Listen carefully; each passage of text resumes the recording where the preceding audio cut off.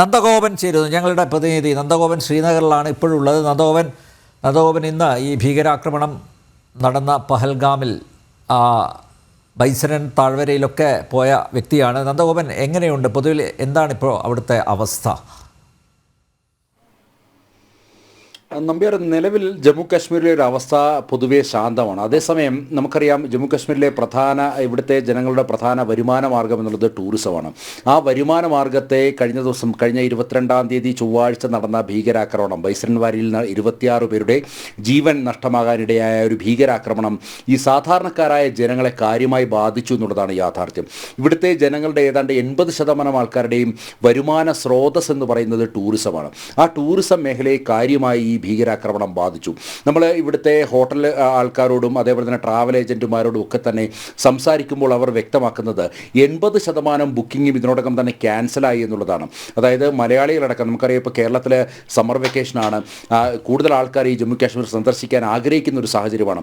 അന്ന് ഈ ഭീകരാക്രമണം നടന്നപ്പോൾ പോലും അവിടെ നിരവധി മലയാളികളുണ്ടായിരുന്നു. എന്നാൽ മലയാളികളുടെ അടക്കം അവരുടെ ബുക്കിംഗ് ഒക്കെ തന്നെ ക്യാൻസലാക്കുകയാണ് എന്നുള്ളതാണ് ഈ ട്രാവൽ ഏജൻറ്റുമാരൊക്കെ തന്നെ വ്യക്തമാക്കുന്നത്.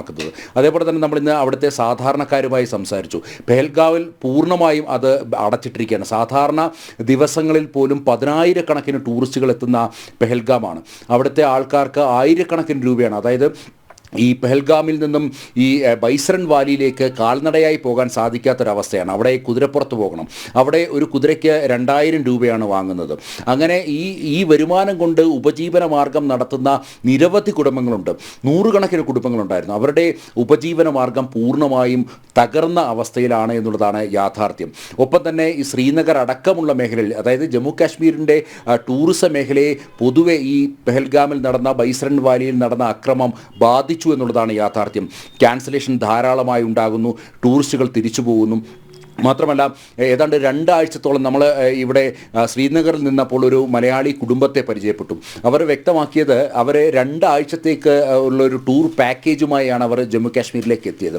അതേസമയം ഈ ഒരു ഭീകരാക്രമണത്തിൻ്റെ ഒരു പശ്ചാത്തലത്തിൽ അവർ തിരികെ മടങ്ങിപ്പോവുകയാണ്. നമുക്കറിയാം, കേരളത്തിൽ നിന്നുമുള്ള കൊച്ചി സ്വദേശിയായ രാമചന്ദ്രൻ അടക്കം അതിന് ഇരയായ ഒരു സാഹചര്യമുണ്ട്.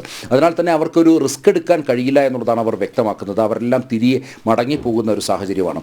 ഈ ഒരു സാഹചര്യം അത് ഇവിടുത്തെ ജമ്മു കാശ്മീരിലെ ജനതയ്ക്ക്, ഒരു വിഭാഗം ആൾക്കാർക്ക് അത് കൃത്യമായി ബോധ്യപ്പെട്ടു എന്നുള്ളതാണ് യാഥാർത്ഥ്യം. അതുകൊണ്ട് തന്നെയാണ് ഈ ഭീകരാക്രമണം നടന്ന് തൊട്ടടുത്ത ദിവസം 22-ാം തീയതി ഭീകരാക്രമണം നടക്കുന്നു. 23-ാം തീയതി ഇവിടെ പൂർണ്ണമായും ജമ്മു കാശ്മീരിൽ പൂർണ്ണമായും ബന്ദ് ആചരിക്കുന്ന ഒരു സ്ഥിതി ഉണ്ടായിരുന്നു. അതായത് പൂർണ്ണമായും കടയടച്ചിടുന്നു, അതേപോലെ തന്നെ ടാക്സി സർവീസുകളില്ല. അങ്ങനെ പൂർണ്ണമായും ബന്ദ് ആചരിക്കുന്ന ഒരു അവസ്ഥയായിരുന്നു 23-ാം തീയതി. മാത്രമല്ല, മെഴുകുതിരിയുമായി ഈ മരണപ്പെട്ടവരുടെ ആത്മാക്കൾക്ക് നിത്യശാന്തി നേർന്നുകൊണ്ട് നിരവധി പ്രകടനങ്ങൾ നടത്തുന്ന സാഹചര്യം ഉണ്ടായിരുന്നു. സാധാരണഗതിയിൽ ഈ മുസ്ലിം സ്ത്രീകൾ അവർ തെരുവിലേക്ക് ഇറങ്ങുവാൻ, അല്ലെങ്കിൽ അത്തരം പ്രതികരണ ശേഷി, ഈ തെരുവിൽ ഇറങ്ങി ഇത്തരം പ്രതികരണങ്ങൾ നടത്തുവാൻ സാധാരണഗതിയിൽ അവർ മുതിരാറില്ല. അതേസമയം ജമ്മു കാശ്മീരിൽ നമുക്കറിയാം, വളരെ യാഥാസ്ഥികരായിട്ടുള്ള ആൾക്കാരാണ് ജമ്മു കാശ്മീരിലുള്ളത്. അവരുടെ സ്ത്രീകൾ പോലും അവർ തെരുവിലിറങ്ങി പ്രതിഷേധിക്കുന്ന ഒരു കാഴ്ചയായിരുന്നു. കാര്യം അവർക്ക് നേരിട്ടറിയാം, ഇത് അവരെയാണ്, മറ്റാരെയും ഇത് ബാധിക്കില്ല. ഏറ്റവും കൂടുതൽ ബാധിക്കുന്നത് ജമ്മു കാശ്മീർ. പാകിസ്ഥാൻ മുർദാബാദ് അല്ലേ? അതെ, തീർച്ചയായിട്ടും. അത് 2014 മുമ്പായിരുന്നു നമ്പ്യാർ അത്തരമൊരു സാഹചര്യം ഉണ്ടായിരുന്നത്. അതേസമയം 2014 ശേഷം നരേന്ദ്രമോദി സർക്കാർ അധികാരമേറ്റതിൽ പിന്നെ, ഞാനിവിടെ 2014 മുമ്പ് വന്നിട്ടുണ്ട്, റോഡ്, അതേപോലെ തന്നെ പാലങ്ങൾ, സാഹചര്യങ്ങളൊക്കെ തന്നെ ആകെ മാറിയിരിക്കുകയാണ്. ജമ്മു കാശ്മീരിൽ വലിയ വികസനത്തിൻ്റെ ഒരു തേരോട്ടം തന്നെയാണ് 2014 ശേഷം ഉണ്ടായത്.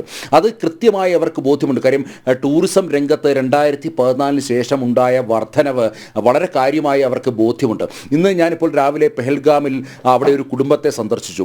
അവർ പറയുന്നത് ഇനിയും നരേന്ദ്രമോദി സർക്കാർ അധികാരത്തിൽ വരണമെന്ന കാര്യം. 2014 മുമ്പ് ഇവിടേക്ക് ടൂറിസ്റ്റുകൾ വരാൻ മടിച്ചിരുന്ന ഒരു കാലഘട്ടം ഉണ്ടായിരുന്നു. അവർക്ക് ഭീതിയായിരുന്നു ഇവിടേക്ക് എത്താൻ.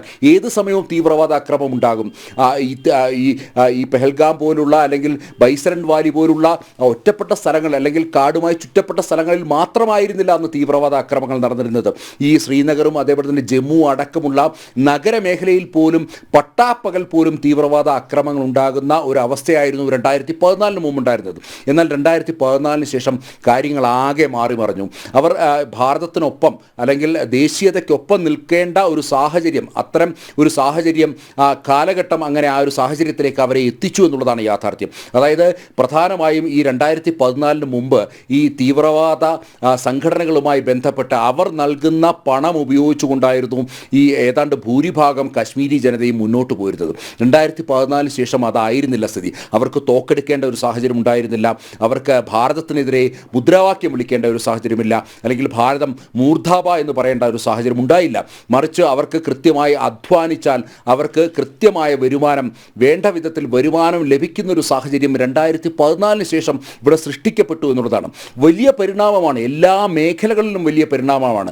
ഞാൻ നേരത്തെ സൂചിപ്പിച്ചു, ഞാൻ 2014 മുമ്പ് ഇവിടെ വന്നിട്ടുണ്ട്. തകർന്ന റോഡുകളായിരുന്നു, പാലങ്ങൾ ഉണ്ടായിരുന്നു. പാവപ്പെട്ടവരുടെ കഞ്ഞിയിലാണ് മണ്ണ് വാരിയിട്ടത് അല്ലേ? തീർച്ചയായിട്ടും ഇതിൽ ഏറ്റവും കൂടുതൽ തിരിച്ചടി അനുഭവിക്കുന്നത് ഇവിടുത്തെ സാധാരണക്കാരായിട്ടുള്ള ജമ്മു കാശ്മീർ ജനതയാണ്.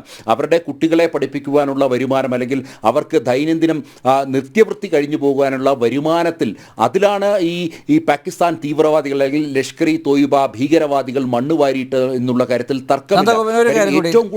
ഇന്ന് ആസിഫ്, അതുപോലെ ആസിഫ് ഷെയ്ഖ് ആദിൽ ഹുസൈൻ അല്ലേ, 2 ലഷ്കർ ഇ ടെററിസ്റ്റുകൾ, അവരുടെ വീട് ഇടിച്ചു നിരത്തി എന്നും പറയുന്നു. അവിടെ പൊട്ടിത്തെറിച്ചതാണെന്നും പറയുന്നുണ്ട്. അവരുടെ ബന്ധുക്കളൊക്കെ ഇപ്പോഴും അവിടെ ഉണ്ടോ? അവരുമായിട്ട് സംസാരിക്കാനോ വല്ലതും പറ്റിയോ? നിങ്ങൾ ആ ഏരിയയിലേക്ക് പോയോ? അതെ, ഇന്ന് 2 പേരുടെ വീടുകളാണ് ഇടിച്ചു നിരത്തിയത്. അതായത് ഈ തീവ്രവാദ അക്രമവുമായി ബന്ധപ്പെട്ട് 3 പേരുടെ രേഖാചിത്രങ്ങൾ പോലീസ് പുറത്തുവിട്ടു. അതിൽ 2 പേരുടെ വീടുകളാണ് ഇന്ന് ഇടിച്ചു നിരത്തിയത്. ഒന്ന് ആസിഫ് ഹുസൈന്, അതേപോലെ തന്നെ ഒന്ന് ആദിൽ. അങ്ങനെ 2 പേരുടെ വീടുകളാണ് ഇടിച്ചു നിരത്തിയത്. ഇതിൽ അർത്രി എന്ന് പറഞ്ഞൊരു സ്ഥലത്താണ് ആദിലിൻ്റെ വീട് നിൽക്കുന്നത്. ഒരു കാലഘട്ടത്തിൽ ആ മേഖലയിലേക്ക് സൈന്യം പോലും, അതായത് 2014 മുമ്പ് ആ മേഖലയിലേക്ക് കടക്കുവാൻ സൈന്യം പോലും ഭയപ്പെട്ടിരുന്ന ഒരു കാലഘട്ടം ഉണ്ടായിരുന്നു. എന്നാൽ ഇന്നിപ്പോൾ സ്ഥിതിഗതികൾ ആകെ മാറി എന്നുള്ളതാണ് യാഥാർത്ഥ്യം. ഇന്നലെ രാത്രി 12:30 ഈ പ്രത്യേക ഒരു ദൗത്യ സംഘം ഈ മേഖലയിലേക്ക് എത്തുന്നത്. CRPFൻ്റെയും അതേപോലെ തന്നെ ജമ്മു കാശ്മീർ പോലീസിൻ്റെയും സൈന്യത്തിൻ്റെയും ഉള്ള ഒരു പ്രത്യേക ദൗത്യ സംഘം രൂപീകരിച്ചു. ആ ദൗത്യ സംഘത്തിൽപ്പെട്ട അംഗങ്ങളാണ് ഈ 2 വീടുകളിലും എത്തിയത്. അവർ ചെന്നിട്ട് ആദ്യം ആവശ്യപ്പെട്ടത് ആ മേഖലയിൽ, ആ പരിസര പ്രദേശങ്ങളിലുള്ള വീടുകളിൽ നിന്നും ആൾക്കാരെ ഒഴിപ്പിച്ചു. ആ വീട്ടിൽ, അതായത് ഇവരുടെ ആദിലിൻ്റെയും അതേപോലെ തന്നെ മറ്റ് അയാളുടെയും വീടുകളിൽ നിന്നും ആ വീട്ടുകാരെ പൂർണ്ണമായും ഒഴിപ്പിച്ച് അവരുടെ അടുത്ത് 200 മീറ്റർ അപ്പുറത്തേക്ക് പോകാൻ നിർദ്ദേശിച്ചതിന് ശേഷം എക്സ്പ്ലോസീവ് മെറ്റീരിയൽ ഉപയോഗിച്ച് ആ വീട് പൂർണ്ണമായും തകർക്കുകയായിരുന്നു എന്നുള്ളതാണ് യാഥാർത്ഥ്യം. അതേസമയം ഒഫീഷ്യലായിട്ട് വരുന്ന വെർഷൻ മറ്റൊന്നാണ്. അതായത് അവിടെ ബാറ്ററി ഘടിപ്പിച്ച വയറുകൾ ഉണ്ടായിരുന്നു, അല്ലെങ്കിൽ ബാറ്ററിയിൽ ഘടിപ്പിച്ച വയറുകൾ ഉണ്ടായിരുന്നു എന്നൊക്കെയാണ് ഒഫീഷ്യൽ വെർഷൻ വരുന്നത്.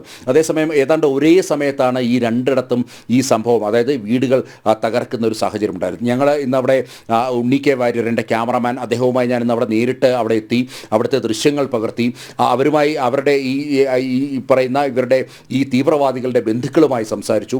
അവരെല്ലാം പാടെ മാറിയിരിക്കുന്നു. അതായത് ഈ തീവ്രവാദികളെ തൂക്കിലേറ്റണം എന്നുള്ളതാണ് അവർ പ്രധാനമായും ആവശ്യപ്പെടുന്നത്. കാര്യം അവർക്കും അറിയാം അവരുടെ വരുമാന സ്രോതസ്സിലാണ് ഇവൻ മണ്ണ് വാരിയിട്ടതെന്നുള്ളത് അവർക്കും കൃത്യമായി വ്യക്തമാണ്. അതുകൊണ്ട് തന്നെ അവർ ആവശ്യപ്പെടുന്നത് അവരെ തൂക്കിലേറ്റണം എന്നുള്ളതാണ്. ഇനി ഒരു ഘട്ടത്തിൽ പോലും രാജ്യത്തിനെതിരായി, ഭാരതത്തിനെതിരായി നിൽക്കില്ല എന്നുള്ള ഒരു ബോധ്യം, അല്ലെങ്കിൽ അങ്ങനെ നിന്നാൽ അത് കൃത്യമായി തങ്ങൾക്ക് തന്നെയാണ് അതിന് തിരിച്ചടി ഉണ്ടാകുക, തങ്ങളുടെ തലമുറയാകും അതിലൂടെ നശിക്കുക എന്നുള്ള ഉത്തമ ബോധ്യം ഇന്നിപ്പോൾ ജമ്മു കാശ്മീരിലെ ഒരു വിഭാഗം ജനതയ്ക്കുണ്ട് എന്നുള്ളതാണ് നമ്പ്യാർ യാഥാർത്ഥ്യം.